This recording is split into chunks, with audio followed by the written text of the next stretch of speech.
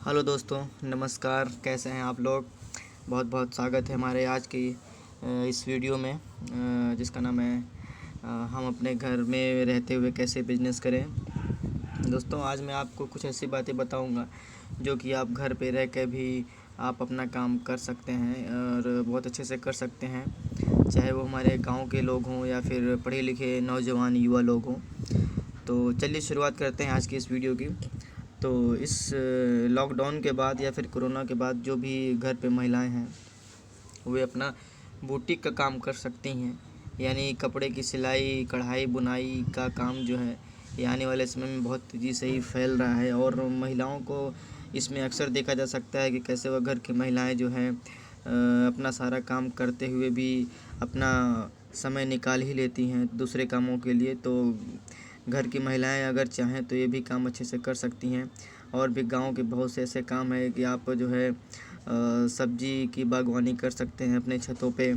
और जो भी गांव में तो आप देखते ही होंगे दोस्तों कि बहुत से ऐसे लोग हैं जिन्हें लकड़ियों से न जाने कैसी कितनी कलाकारी करने का अनुभव रहता है। तो वो भी जो है बेना बनाने का, पंखा बनाने का और जो है डलिया बनाने का, मतलब गांव के जो यूज होने वाली चीज़ें हैं अगर हम उन्हें बना के अगर बेचेंगे तो वो भी चीज़ें जो हैं हमें सफलता की ओर लेके जाएगी और धीरे धीरे हमारा बिजनेस ग्रो करने लगेगा।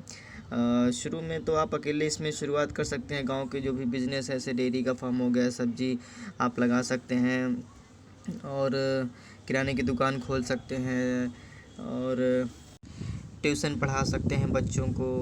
और अपने गांव की देख रेख कर लिए आप, अगर वहाँ के जो भी प्राइवेट हॉस्पिटल है या फिर सरकारी हॉस्पिटल है आप उसमें भी जॉब के लिए अप्लाई कर सकते हैं अगर आप पढ़े लिखे हैं तो।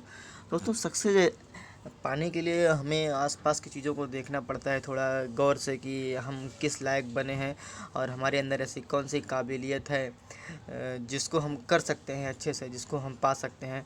तो उसी फील्ड में हमें प्रयास करना चाहिए। और हर इंसान के अंदर कोई न कोई कला, कोई न कोई क्वालिटी होती है जिसको ईश्वर ने दिया रहता है। तो जो है लॉकडाउन के बाद जो बहुत से ऐसे जॉब हैं, ऐसे बिजनेस हैं जो ऑनलाइन ग्रोथ करेंगे और टेक्नोलॉजी का आने वाले समय में बहुत ज़्यादा उपयोग होगा। लोग ऑनलाइन जो है ख़रीदारी करने में ज़्यादा रुचि लेंगे, क्योंकि इस कोरोना महामारी के बाद बहुत सारी चीज़ें बदल जाएंगी और उसी महामारी के बाद की चीज़ों में जो है आपको पीछे नहीं रहना है और आगे जाना है। तो इसलिए अपने बिज़नेस को, या आप जो भी छोटा मोटा धंधा कर रहे हैं या फिर बड़ा बिज़नेस का प्लान कर रहे हैं, तो उसमें आपको अपने काम के ऊपर फोकस्ड करते हुए टेक्नोलॉजी का ज़रूर उपयोग करना चाहिए। आप अपनी वेबसाइट बनाइए, उसकी डिज़ाइन करवाइए, अच्छे से उसका प्रसार प्रचार करवाइए, सोशल मीडिया का सहारा लीजिए, ऐसी रणनीति बनाइए, ऐसी स्ट्रेटजी की जिससे कि आपके बिज़नेस का प्रसार हो सके और आप जो है ग्रोथ कर सके। और मार्केट को ध्यान में रखते हुए अगर आप अपनी रणनीति बनाएंगे तो ज़्यादा बेहतर रहेगा, क्योंकि जिससे कि आप जो है आपका जो प्रोडक्ट है वो आने वाले मार्केट में जो कैसा ग्रोथ करेगा कैसा नहीं, अगर आपके आसपास कोई कॉम्पिटिटर है कि नहीं है, ये सारी चीज़ें आपको ध्यान में रखते हुए अपने बिज़नेस का प्लान करना चाहिए। और ये भी है कि आपको वो स्टाफ भी हायर करना पड़े तो उसमें भी आप जो है ऐसे लोगों को हायर करें जो अच्छे क्वालिटी वाले हों, जो योग्य हों, जिससे कि आपका बिज़नेस आगे की तरफ जाए और जो इस फील्ड के महारत रखते हों, ऐसे लोगों के साथ आप अपना स्टाफ बढ़ाइए और लोगों को अपने जॉब पे रखिए और अपने बिज़नेस को ग्रोथ की तरफ लेके जाइए। ऐसा होता है कि भारत में अक्सर गांव के लोग जो है बेरोज़गार लोग यह कहते हैं कि हमारे पास जॉब नहीं है, लेकिन वो गांव में भी चाहे तो अच्छी खासी आमदनी कर सकते हैं खेती बाड़ी से भी।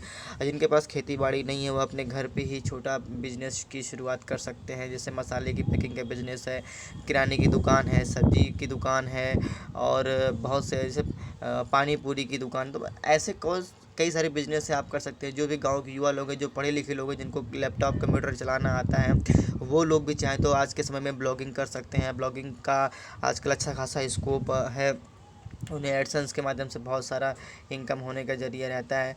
तो दोस्तों, बहुत सारे ऐसे हैं आजकल, आप यूट्यूबर बन सकते हैं, ब्लॉगिंग कर सकते हैं और मोटिवेशनल स्पीक दे सकते हैं इंटरनेट पे। तो बहुत सारे तमाम बिजनेस हैं दोस्तों। धन्यवाद।